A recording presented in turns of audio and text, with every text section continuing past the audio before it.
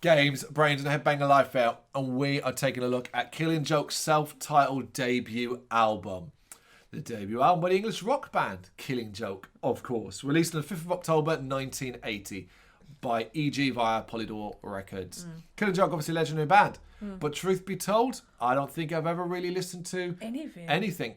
I know a song of here will have cropped up, Christmas song as well and stuff like that, but listen to an album never ever crossed my mind. They're just a band that never hit my radar, and one that, you know, you're always like, oh, I'll get to them eventually. Yeah. And this being from the 1980s and it being 2020 at the time of recording, it's kind of like, oh, it's a 40-year-old album. Well, this doesn't bode well. Fucking hell. Yeah. Great album. Yeah, really thoroughly enjoyed this. Yeah, it's cool. Really cool. And we begin with Requiem. Yeah. It's a cool intro, the weird effects, guitar riff and simple drum hit before the vocals arrive loudly over the mix. It builds excitement in all the right way and then rolls into such a catchy and groovy rock track. It's got a ton of bounce to it. I really like it. Yeah, I've been singing like... ever since I listened to it.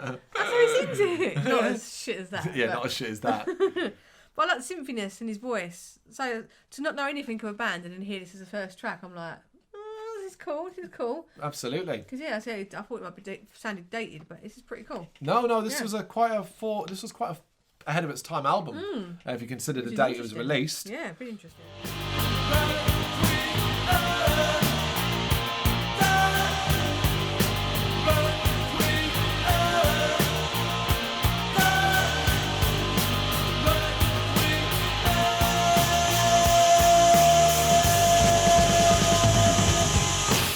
War Dance. The groove continues here, albeit with a sharper riff style. I generally can't explain what is going on with the vocals at times. The computerized edge is so unique. And here I'm on the fence if I like it or not.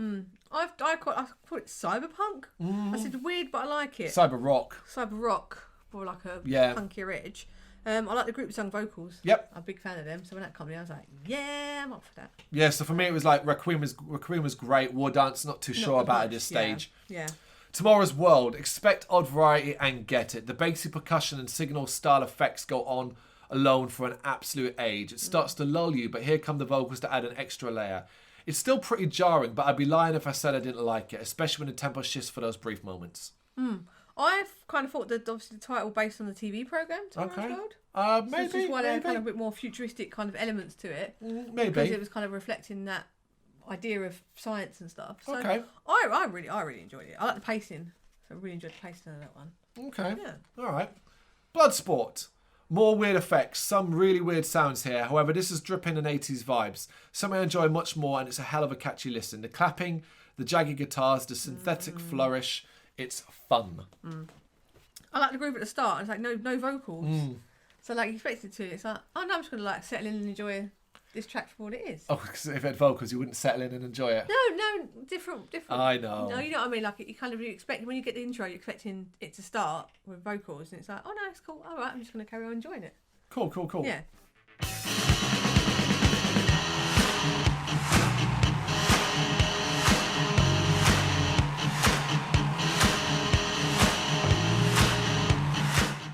The Wait. Something a little simpler here as we get energetic rock pace and poppier effects combined in a catchy little number. It's a danceable effort, sort of. So I've heard this song before. All right. It was covered by Metallica. I think for Garage. Someone's covered it. I'm sure Metallica covered The Wait. Because when I heard it, I was like, I know this song, and I'm pretty sure Metallica. I think it was on the Garage Inc. when they covered songs. Sure, I'm I know pretty Garage sure Inc. The Wait's on there. All right. Anyway. But yeah, so we'll hear it again. I was like, oh, cool. So you can kind of, it's cool to hear influences from 40 years ago from his album. I love the drums. I like the flow of it and dark and hippie intro. Cool. Yeah, I really enjoyed that. Complications. The jagged groove is back again, nice and coarse here. The bassy thrums in the background are wicked. It's a fun rocking track, one that sounds quintessentially English. Get that word right? You still didn't get it right. Still didn't get it right, exactly. It sounds so fucking English. I like it a lot. Yeah, I made note to that. I could put like punky vocals.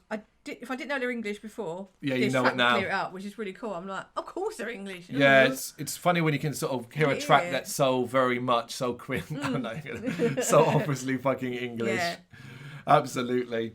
SO36. A mammoth effort. There's a touch of the progressiveness about this effort. The broken drum beat, the echoing guitar twang and bassy slaps, followed then by distant and discombobulated vocals. It's very odd and retains that even when it kicks up a gear, although it gets a hell of a lot more exciting when it does. It's a slow burn effort, but it pays it off impressively. I end up loving this and seeing it as one of the best tracks on the album. I'll say very military sounding, like the German spoken intro. It feels quite bleak and heavy. Okay. I really got that from it. I really like that.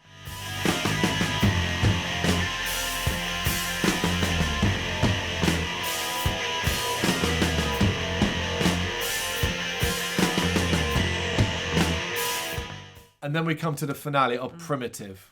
Don't you always want to go? Primitivo afterwards? Yeah, you know, always. When I first put it on, I thought that, but I was like, nope, this is this. Yeah, it's a sexy bass and drum combo, kicks this finale off in style. We hear a whine of feedback from the guitar before it kicks into such an 80s sounding riff. I love it though. This is a classy, good time rock and a perfect closer to a brilliant album. I thought it didn't sound 40 years old, so okay. I thought it was just really cool sounding and just great energy to finish the album with. Like, it's nice. Nothing outstays its welcome. It's just how you want to finish an album. I did this after we did another track by track that was way too long. So having this tight, contained, shorter effort was very, very welcome. You know. Yeah, it was a really nice surprise. And when I looked, I was like, oh, it's only a few tracks long. Like it's good. Yeah, it makes me want to go and find more. Yeah.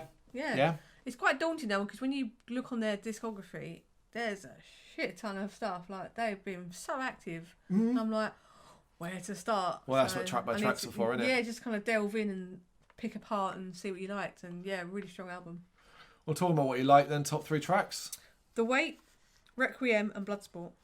Requiem, S036 and Primitive. There's my 3. Yeah, we agree on 1 at least. Yeah. There you go. Killing Joke debut album. Let us know your thoughts in the comments. Thank you very much for watching. You can check us out on gbhbl.com as well as on Facebook, Instagram, Twitter and Tumblr. Go to Patreon to help us out over there. That's patreon.com/gbhbl, as well as Big Cartel, where you can find some of our merchandise. We have a podcast running on SoundCloud and Apple Podcasts. And of course, if you like this video, do us a favour, hit the subscribe button and help the channel grow. Games, horror and heavy metal. What else is life for?